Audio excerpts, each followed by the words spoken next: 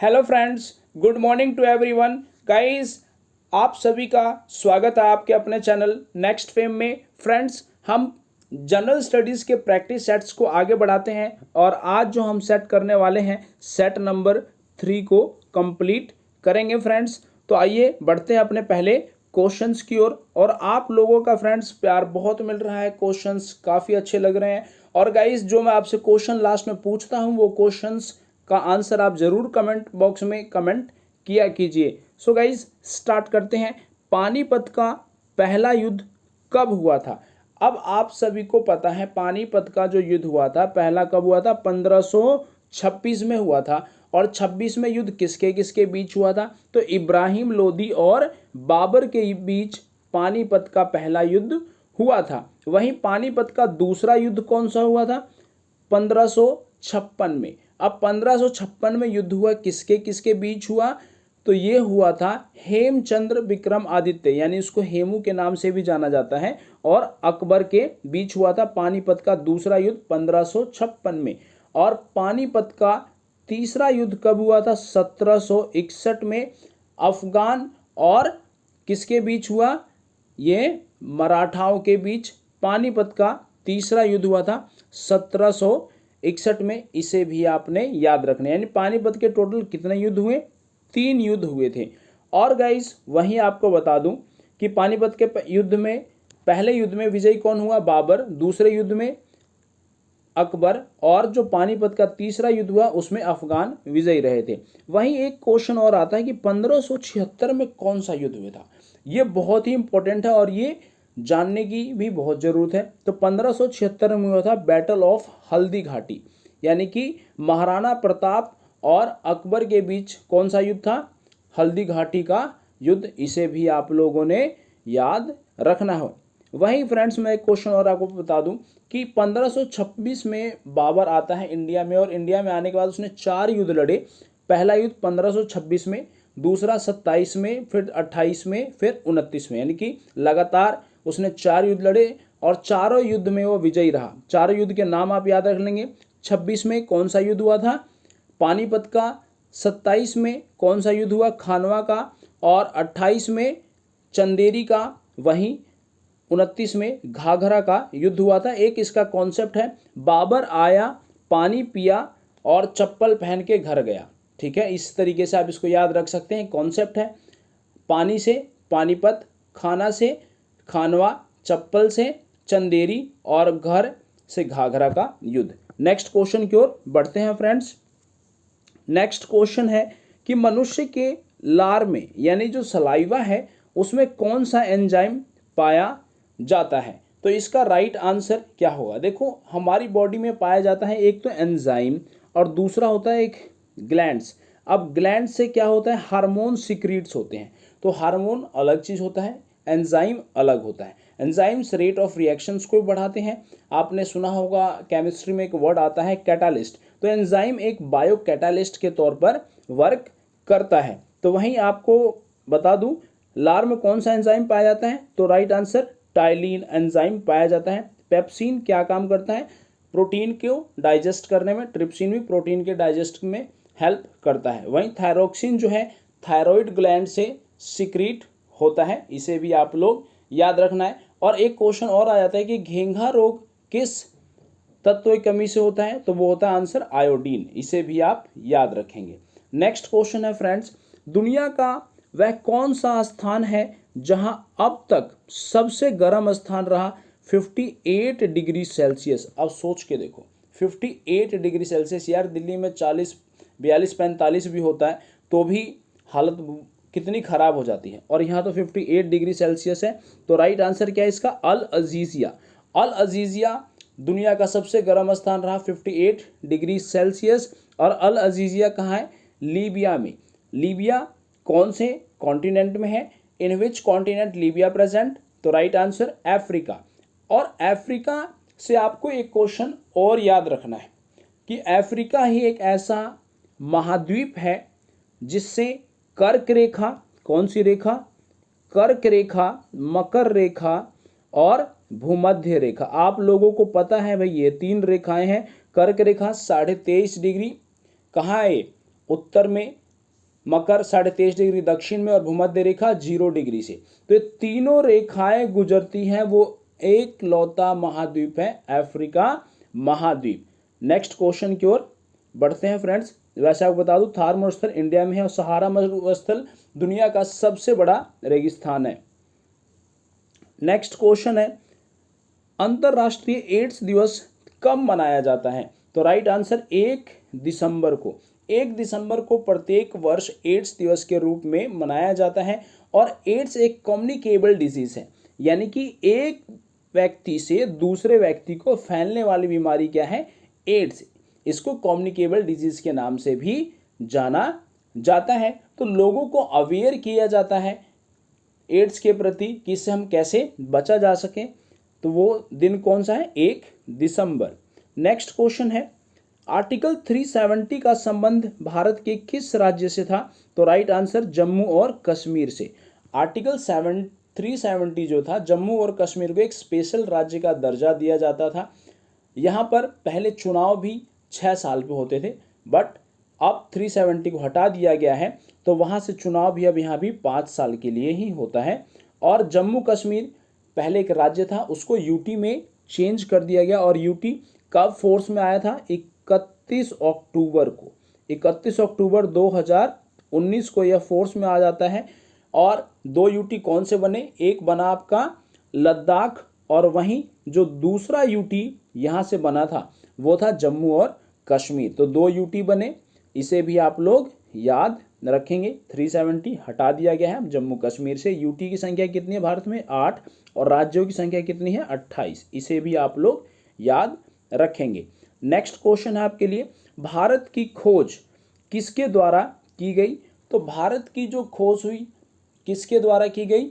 एक पुर्तगाली नाविक वास्को डी गामा के द्वारा। किसके द्वारा? वास्को डी गामा ने भारत की खोज कब की थी भाई? 1498 में। 1498 में, इसे आपने याद रखना है। और पुर्तगाल की कैपिटल क्या है? लिस्बन, यह भी आप याद रखेंगे। वास्को डी गामा भारत में सबसे पहले केरल के कालीकट में पहुंचा था, जहां पर जमोरियन किंग, कौन सा किंग?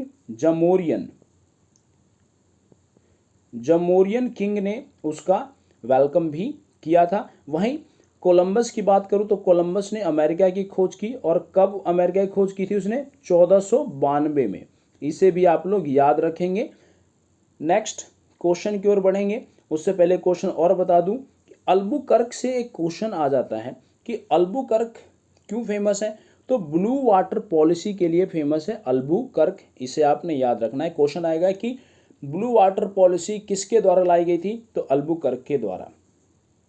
नेक्स्ट क्वेश्चन की ओर बढ़ते हैं।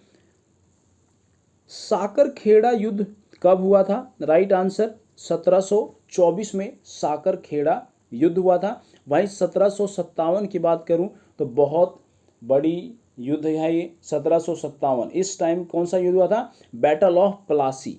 कौन सा युद्ध हुआ था भाई? Battle of Plassey. प्लासी का युद्ध हुआ था, जहां पर सिराजुद्दौला की हार हुई थी और अंग्रेज विजयी हुए थे। यहीं से अंग्रेजों की इंडिया में नींव पड़ गई शासन की। और 1764 क्यों फेमस है? बैटल ऑफ बक्सर के लिए। इसे भी आप लोग याद रखेंगे। नेक्स्ट क्वेश्चन है दुनिया का सबसे गहरा सागरीय गर्त कौन सा है? तो यानी कि सागरीय गर्त यानी कि ट्रेंच कौन सा है? तो right answer Mariana Trench. Mariana Trench प्रशांत महासागर में है और ये दुनिया का सबसे डीपेस्ट ट्रेंच है। इसे भी आप लोग याद रखेंगे। नेक्स्ट क्वेश्चन है यूरोप की सबसे लंबी नदी कौन सी है? तो राइट आंसर वोल्गा नदी यूरोप की सबसे लंबी नदी है। वहीं अमेजन नदी क्या है? दुनिया की सबसे चौड़ी नदी है। और नील नदी क्या है? दुनिया की सबसे लंबी नदी। और गंगा नदी भारत की सबसे लंबी नदी है। इसे भी आप याद रखेंगे। आपको पता ही होगा फ्रेंड्स, आपने देखा होगा एनाकोंडा वाली मूवी, तो वो सब मूवीज कहाँ की आती हैं? अमेजन नदी के आसपास के जंगलों की, क्योंकि वहाँ पर एनाकोंडा पाए जाते हैं। नेक्स्ट क्वेश्चन है फ्रेंड्स आपके लिए ओलंपिक में पदक जीतने वाली भारत की पहली महिला कौन थी? तो right answer Karnam Malleswari.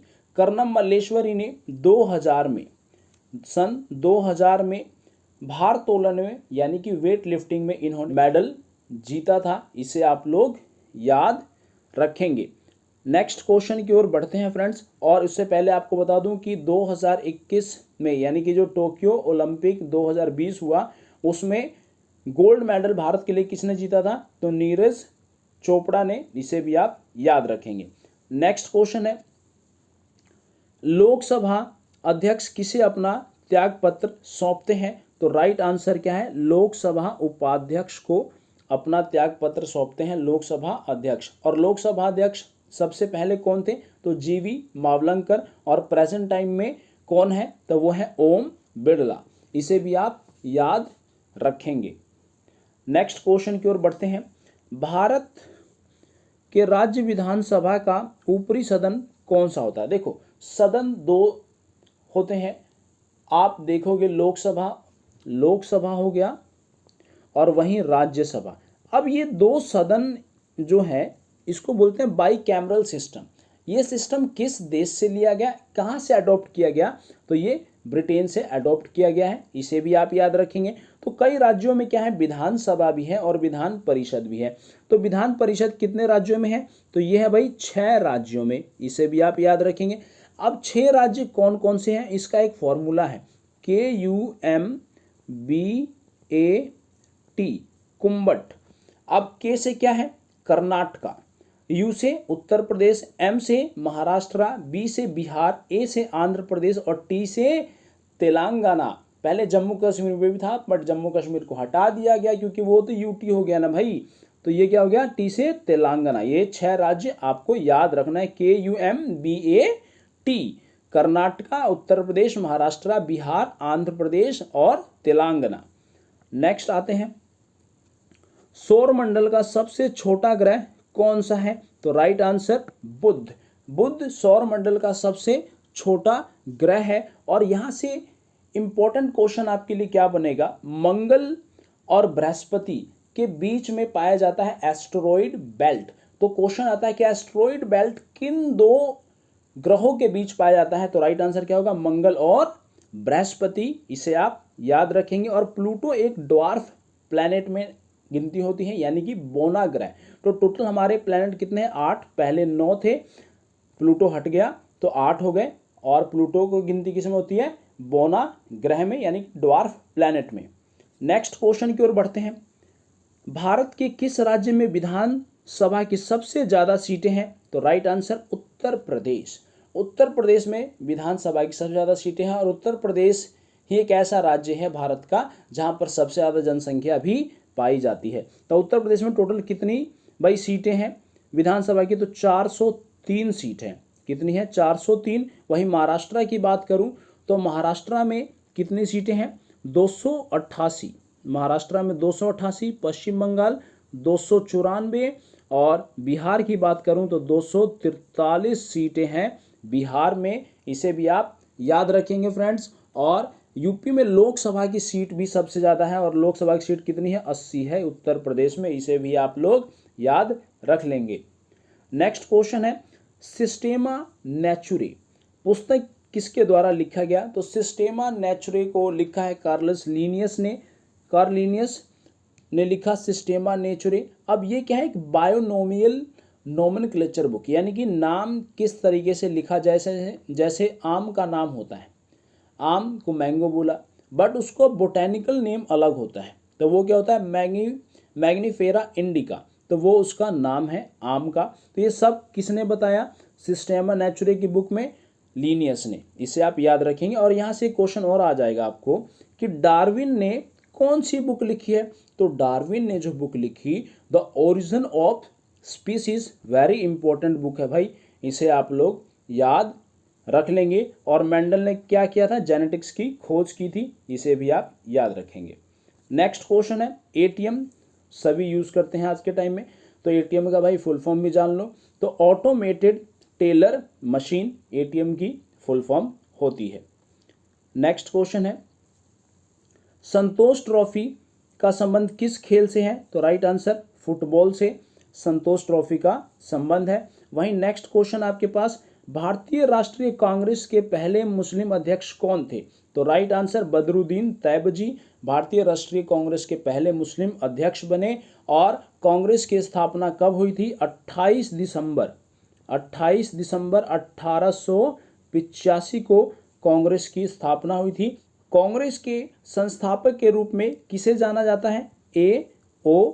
Hume को जाना जाता है, इसे आप याद रख लेंगे। और वहीं पहले अध्यक्ष कौन थे? तो W.C. बैनर्जी यानी उमेश चंद्र बैनर्जी पहले अध्यक्ष थे भारतीय राष्ट्रीय कांग्रेस के। नेक्स्ट क्वेश्चन की ओर बढ़ते हैं। नेक्स्ट क्वेश्चन है, हिंदू धर्म के अनुसार वेदों की संख्या कितनी है? तो वेदों की संख्या भाई 4 है। वेद कौन कौन से हैं? ऋग्वेद, यजुर्वेद, अथर्ववेद, सामवेद, ये 4 वेद हैं आपके पास, इनको आप याद रखेंगे। ऋग्वेद, यजुर्वेद, सामवेद, अथर्ववेद, 4 वेद आपके पास, इनको आप याद रखेंगे। और ऋग्वेद जो है सबसे पुराना वेद है, यह भी आप ध्यान रखेंगे। और किसमें गाने यानी म्यूजिक से कौन संबंधित है? तो वो है सामवेद, यह भी आप याद रखेंगे। टोना टोटका, अथर्ववेद। क्लियर है फ्रेंड्स? अब नेक्स्ट क्वेश्चन आपके पास जो मैंने आपसे कल पूछा था, निम्नलिखित में से कौन सा विटामिन जल में घुलनशील है? तो राइट आंसर इसका क्या है? विटामिन बी और सी दोनों घुलता है। तो विटामिन डी ऑप्शन में दिया आपको, बी और सी, तो राइट आंसर इसका क्या था भाई? डी था। नेक्स्ट क्वेश्चन की ओर बढ़ते हैं। और नेक्स्ट क्वेश्चन है आज का, जिसका आपका होमवर्क है, इसका आप आंसर कमेंट बॉक्स में कमेंट करेंगे कि दुनिया में सबसे पहले पहिए की खोज कहाँ हुई थी? तो राइट आंसर क्या होगा? कमेंट बॉक्स में जरूर कमेंट करें। और फ्रेंड्स बताएं कि आपको ये प्रैक्टिस सेट्स कैसा लग रहा है, क्या आपको महसूस हो रहा है इस क्वेश्चनों को करके। आप गाइस थोड़ा भरोसा रखिए मुझ पे, मैं आपको प्रैक्टिस सेट्स जीएस में आपको 30 में से 30 मार्क्स दिलाऊंगा, थोड़ा भरोसा रखिए। और फ्रेंड्स ज़्यादा से ज़्यादा चैनल को शेयर करो यार, लाइक करो। इस वीडियो का जो लाइक है 500 लाइक का टारगेट है फ्रेंड्स, इसे भी पूरा करें और ज़्यादा से ज़्यादा शेयर करें, चैनल को सब्सक्राइब करें। Thank you very much.